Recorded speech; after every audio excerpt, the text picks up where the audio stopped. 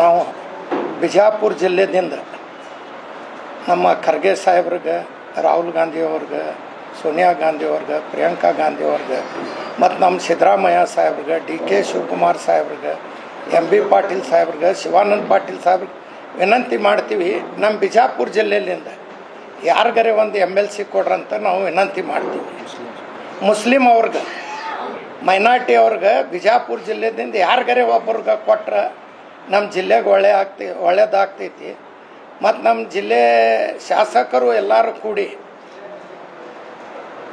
ನಮ್ಮ ಜಿಲ್ಲೆಗೆ ಒಂದು ಮೈನಾರಿಟಿಗೆ MLC ಕೊಡ್ರಿ ಅಂತ ಒಂದು ವಿನಂತಿ ಮಾಡ್ತೀವಿ. ಯಾಕಂದ್ರೆ ಎಲ್ಲರಿಗೂ ನಾವು ಎಲ್ಲ ಕಾಸ್ಟ್ ಅವ್ರಿಗೂ ನಾವು ಹೋಟ್ ಹಾಕಿ ಅವ್ರಿಗೆ ಆರಿಸ್ತಿರ್ತೀವಿ.